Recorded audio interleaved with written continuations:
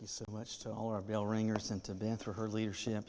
And for some period of years, Caroline and I would make coffee every day using a percolator. Maybe some of you use one as well, but some months ago, Caroline decided for some reason that she just wanted to quit drinking coffee for a while. And so she did, and I was still using the percolator, but in the process, I was discovering that I was throwing out probably as much or more coffee than I was actually using. And here at the church, there was a Keurig in Nancy's office, and so I kind of quit using that and started using this Keurig here at the church. And I had ordered some of those K-Cups, and it was so easy. I'd go in there and I'd make something, and then if I'd finish that one, I'd go have another one. And then I told Caroline, I said, I think I'd like to get one of those machines at home. And so I went to Costco and I bought one of those Keurig machines. And what I was doing is that I would make some before I came to church. And then I would, sometimes I'd bring 2 mugs with me. And then once I finished those, I'd go into Nancy's office, I'd make another one. And when that one ran out, I was developing a drinking problem. Anyway, so I was doing this. I'd get home in the afternoon, I'd make a cup of coffee, and even if it was before 8 o'clock, I would still make a cup of coffee at night. And so this was going on, and as this is going on, I didn't realize it at the time, but I was beginning to have some headaches. And, everybody's going to get a headache every once in a while. And so, at first I just assumed this is just today. And maybe I read too much or did something. I don't know. And so I've got this headache.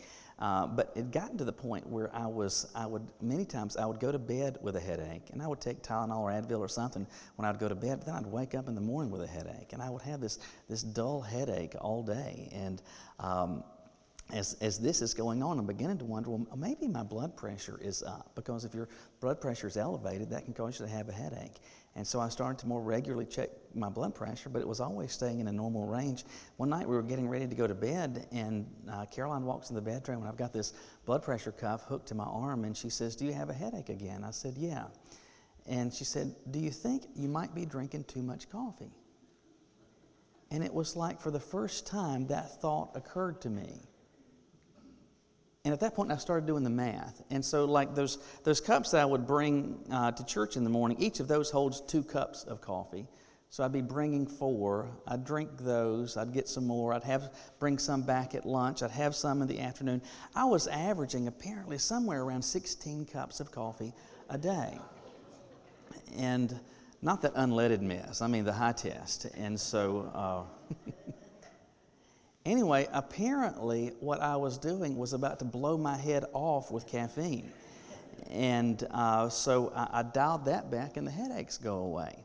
But here's the truth. I really do love coffee. And I love the taste of it. I love the smell of it. And I enjoy drinking coffee. And as much as I love it, as much as I enjoy it, it is absolutely the case that you can have too much of a good thing. You can have too much of a good thing. Regularly we use that statement in life, so much so that it has become cliche, and we can use it about all sorts of things where we're trying to communicate that we need to experience some level of moderation. But the reality is there are some spiritual parallels to that, and there are some instances in my walk and in your walk with the Lord where we can have too much of a good thing. Let me just cut to the chase to deal with one very specific issue, and that's this. We can focus too much on our acts of obedience. We can focus too much on our acts of obedience and our acts of personal righteousness.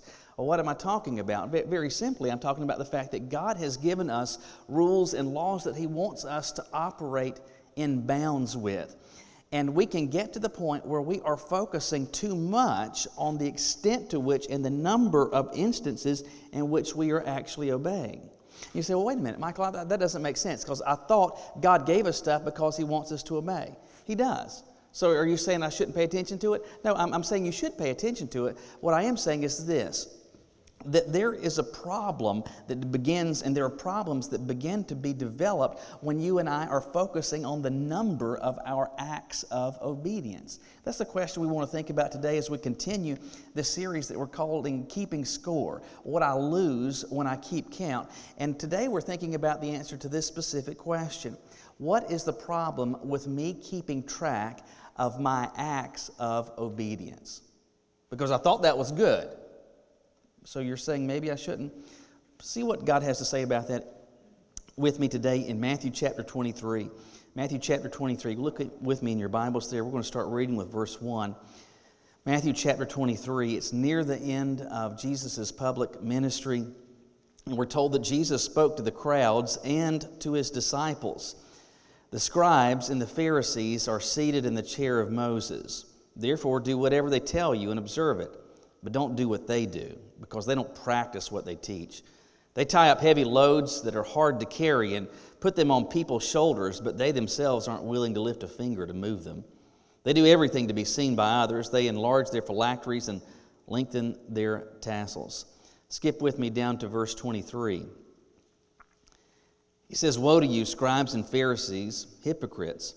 You pay a tenth of mint, dill, and cumin, and yet you've neglected the more important matters of the law, justice, mercy, and faithfulness. These things should have been done without neglecting the others. Blind guides! You strain out a gnat, but you'll gulp down a camel. Woe to you, scribes and Pharisees, hypocrites! You clean out the outside of a cup and dish, but inside are full of greed and self-indulgence. Blind Pharisee, first clean the inside of the cup so that the outside of it may also become clean.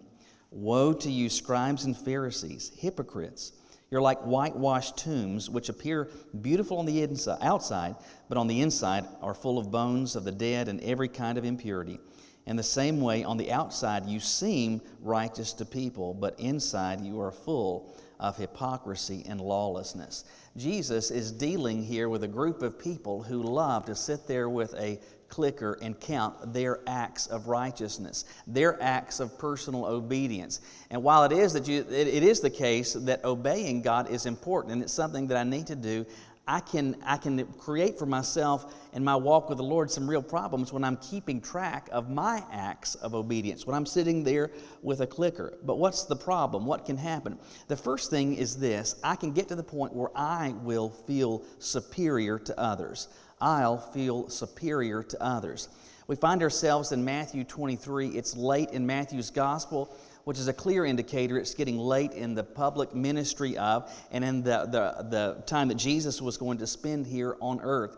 He has been having a lot of encounters, not just with people in general, but specifically he's been having a lot of encounters with the religious leadership, particularly the scribes and the Pharisees. Now, of the various Jewish sects that were around in the first century, the Pharisees were the most numerous group, and they had the greatest influence on an everyday Jew's life in the first century.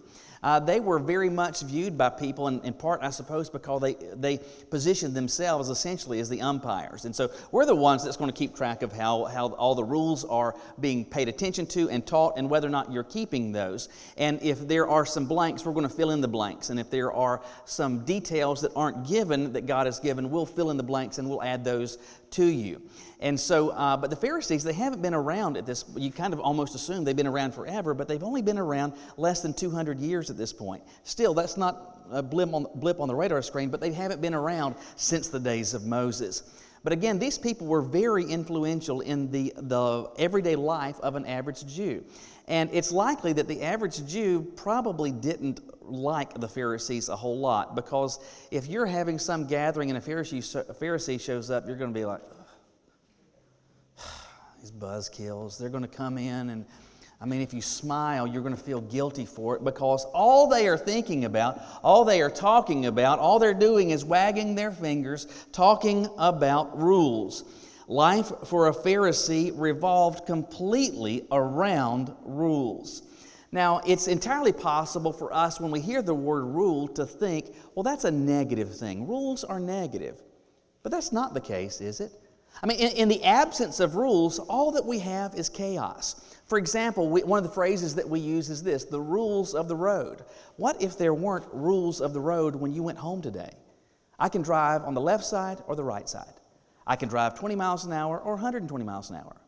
I can stop, I can not stop, I can do whatever I want. I mean, you'd probably have walked to church today because you'd be so scared, because if there's no rules, then it's just chaos. I mean, we've got March Madness that's going on now. Some of you have been spending a lot of time watching some basketball games, but think about every sport that you have enjoyed playing or you have enjoyed watching over the years. The only reason that those games are fun to play or fun to observe is because there are rules that people are playing by.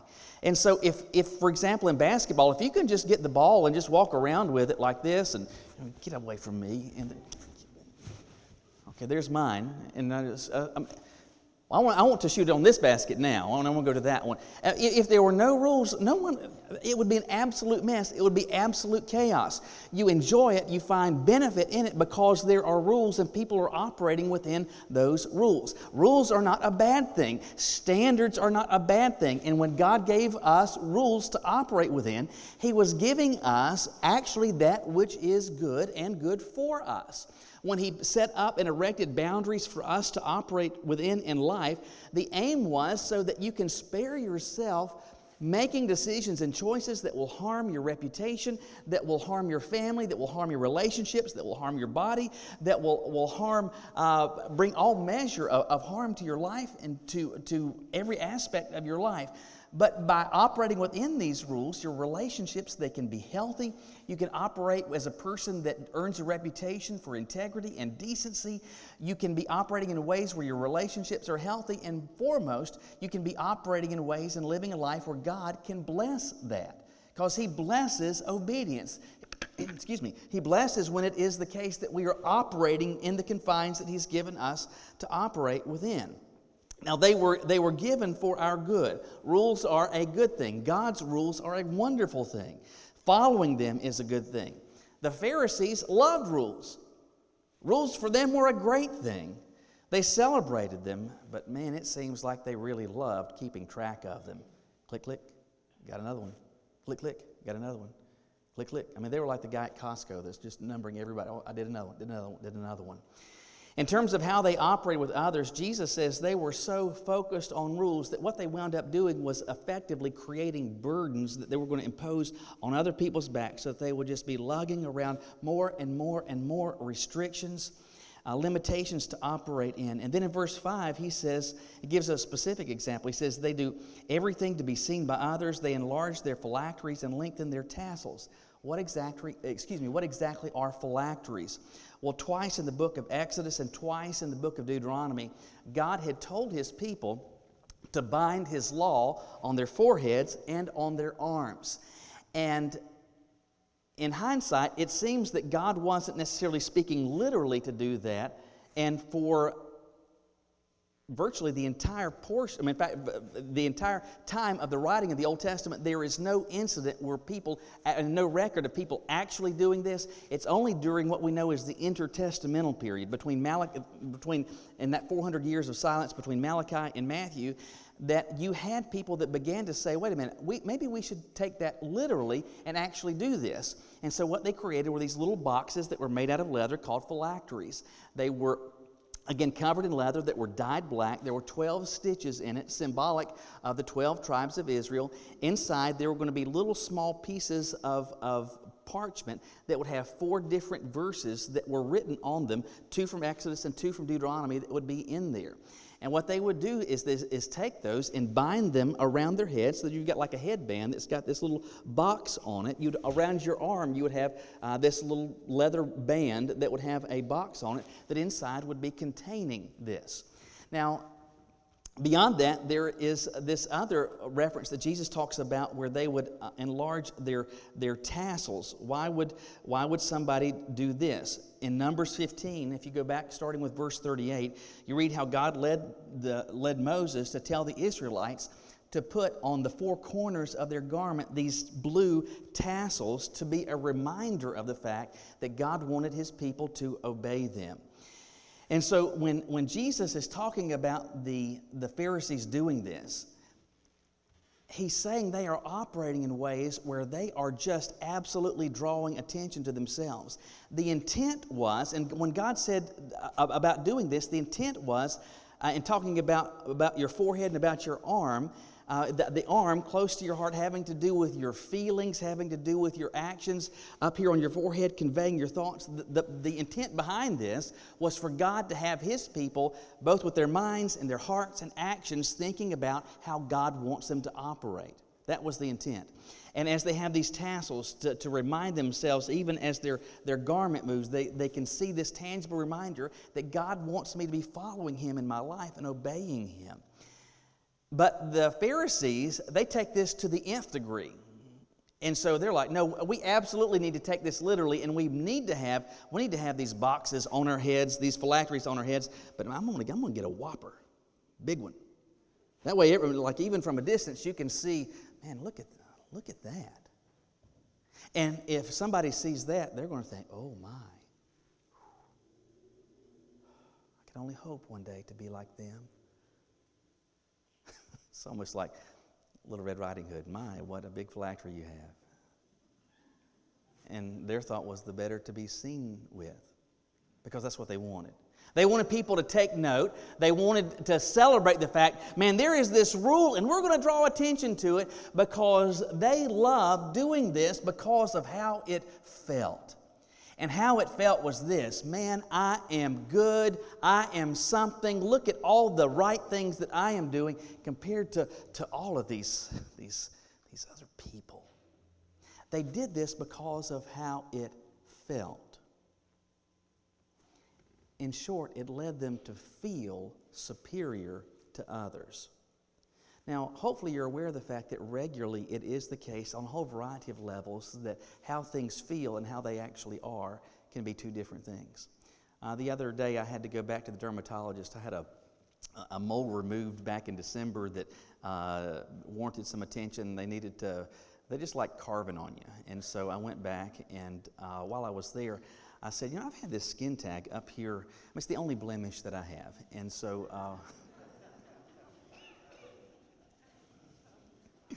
I said, it hasn't bothered me, except that we've got a 2, now 3-year-old that every once in a while will take his little fat fingers and try to pull it off. And I'm just going to tell you, that will get your attention. And I said, what, is it possible to get that off? She said, it's no big deal. We'll freeze that off. And so that was the PA that was talking. The dermatologist comes in, and I don't know what type of instrument this was, what was involved in doing this, but they freeze this thing off. Now, what's interesting is they said they're freezing it, but you know what it felt like? It felt like they're burning that bad boy off. Well, it feels like this, but that's not how it actually is. The Pharisees loved how it felt to celebrate their acts of obedience. Look at me, all the stuff that I am doing, squaring my shoulders back, puffing my chest out. Look at me, because they loved how that felt, because it made them feel superior to others. But how they felt and how they actually were completely two different things. I believe it is absolutely the case, absolutely, and don't misunderstand me at all in this.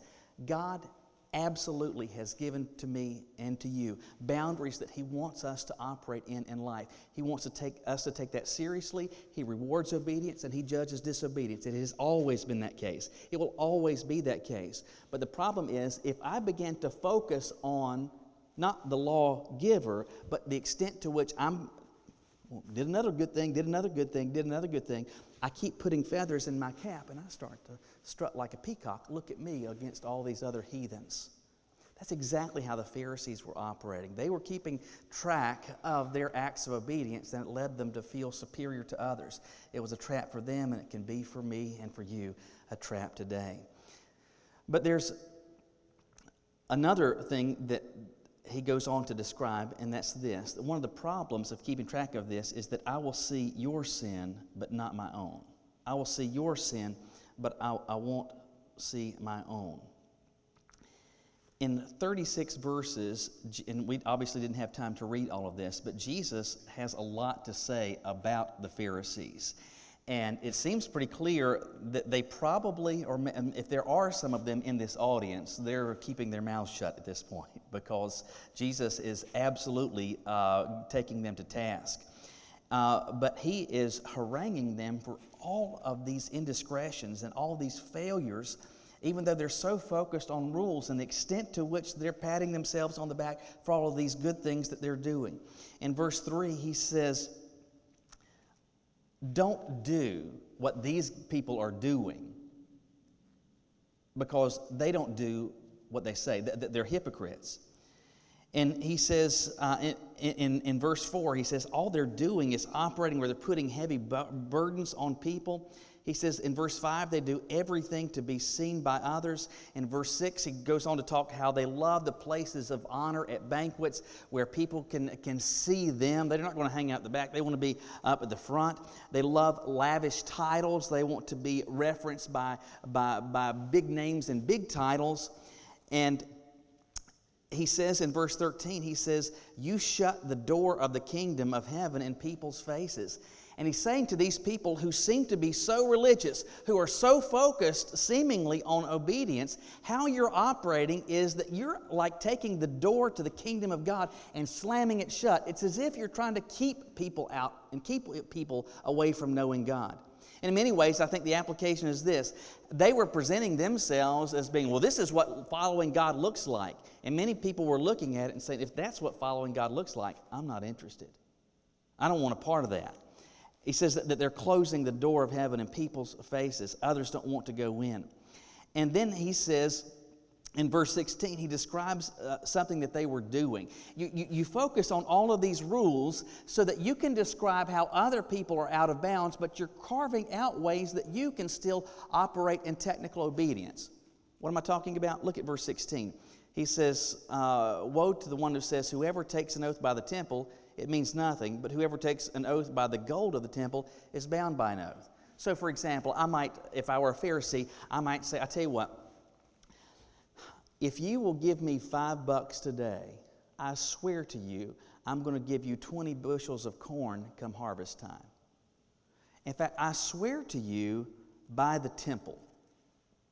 By the temple itself, this structure of grandeur, this structure symbolizing God's presence on the earth, I swear to you that I'm going to pay you I'm going to give you all these bushels of corn for $5. If you give that to me today, I'll pay that back to you then. But then he says, what do you wind up doing? You said, I swore by the temple. That means that I don't have to keep that. You have to swear by the gold of the temple for it to stick. It's like, oops, I had my fingers crossed. That's how they were operating.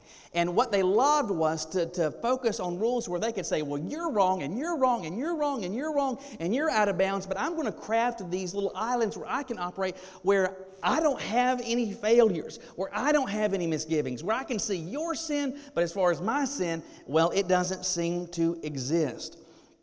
In verse 23, he says, look at even your giving record. He says, you are so focused on, you're going to talk about a tithe, and a tithe is wonderful, and you're even going to tithe from your spice rack. You're going to take, let me give a tenth of mint, a tenth of dill. You know, made some pickles this week and need to put some dill in the offering plate. You're going to focus on that, but he says, when it comes to dealing with people with justice and mercy and faithfulness, that's completely absent from the equation. What's the matter with you? It's, how you're operating is this. You're out here just like, there's a gnat there, but you're gulping down a camel. That's how you're operating. He calls them hypocrites, where what they do is they focus on having a dish that's really clean on the outside, but inside it's filthy. In fact, he likens them to tombs, where you go to this tomb and it looks so nice on the outside, and you've got this nicely hewn white stone, and there's shrubbery around this tomb, and everything looks so nice, but on the inside, man, there is rot and decay, and there's all of this nastiness that's inside. He's saying that's how you are. But man, you're sitting there with your clicker. Look at all the right things I'm doing. Did another one, did another one, did another one. There's the dill, there's the parsley. Ooh, got some new chipotles. Let me put some of those in the offering plate. I'm going to treat you nasty because I can do that. I can make pledges and promises and swear by stuff, but operate in technicalities, but I'm still going to keep track of all these things that I'm doing right. And what will begin to happen when I'm focusing on all the stuff that I do right, what will begin to happen is that I will become oblivious to my own sin. I'll see yours, but I won't see mine. One of the clearest ways we can see this is this, and we all fall subject to this in some degree or another. Our favorite sins to talk about, our favorite sins to go after, to whom do they belong? It's the stuff that you do wrong, not me. Not me. It's your sin that's really troublesome, but my sin, I just won't talk about that. But that's how the Pharisees were operating. They were keeping track, sitting there with their clicker, their own acts of righteousness. But they were completely oblivious to their own sin. And so maybe hearing this, you say, well, Michael, what exactly do I do with this now? Maybe you're a bit confused saying, well, listen, I thought God wanted me to obey Him. Yes, absolutely, God wants you to obey Him. But I'm not supposed to keep track of it? Shouldn't I pay attention to the fact that I'm doing what God said? Well, yes, you should. But what I'm saying is this. Keeping track of your acts of obedience essentially misses the point. Keeping track of your acts of obedience essentially misses the point. Yesterday we had a work day here at the church, and we were doing some stuff with trees and lots of briars. If you would like, we're running a special on them on our property, and we can we can give you some of those. But they're just for, I don't know, 2.5 hours or so. We're out there in various places around the church's property, clearing some of this stuff out. And in the process, and thankfully, like the church is seated on 19 acres, and one of the nice things about that is that we've got places to dump junk. And so, like when you cut a tree down or some shrubs, you don't have to, you just take it back far enough in the woods and it just kind of disappears. And so we're doing a whole lot of cutting here and hauling over there. And in the process, I started to have this thought, you know what? I wish I'd worn my watch. Because I have a smartwatch and it keeps track of how many steps that I take. And I knew what we were going to be doing. I thought, I don't want to mess my watch up going to the work day with that, so I didn't bring it home. But as we're nearing the end of our time together, I thought, man, I kind of wish that I had my watch, because I'm taking all these steps, but I'm not getting credit for them. You ever do that? Yeah, I'm taking all these steps, but I'm not getting credit for them. Doesn't that kind of miss the point of having and keeping track of your steps in the first place? Because the goal shouldn't be that I have my watch telling me how wonderful I am, great job today. The focus should be this. It's good for me to get up and walk. I was missing the point. I was wanting credit for all of it. But the point was, it was good to actually be taking the steps in the first place. I think it's absolutely possible for me and you as followers of Jesus that we can get into a trap where we're sitting there with a clicker, all the good things that we're doing, and we're focusing on the rules instead of the rule giver. And it leads us to the point where we see others sin, but we don't see ours. We get a big head, we begin to feel superior to others, and every good thing that we are doing, every act of obedience, we're just kind of getting bigger, and we want to draw attention to ourselves for that. That completely misses the point of the rules that God gave in the first place. He gave them for your good. He didn't give them so that your head would be big. He gave them so that your life would be one that He could bless. He didn't give these things so that you could say, look how horrible other people are. You could say, these are the standards that He's given me, and a part of following Him, I want to do what He said. So you say, well, what do I do? What do I do with this? I think you've got to keep this in mind. First of all the good that I do never, ever has and never, ever will make me good in God's sight. I mean, we sang about it in the hymn, Rock of Ages, nothing in my hand I bring, simply to the cross I cling. You're not bringing to God your own goodness. In fact, He said your goodness is like filthy rags. That didn't make me right in God's sight. What made me right in God's sight was what God in Christ did for me. It's not my righteousness, it's His. It's not my partial obedience, it was Jesus' perfect obedience.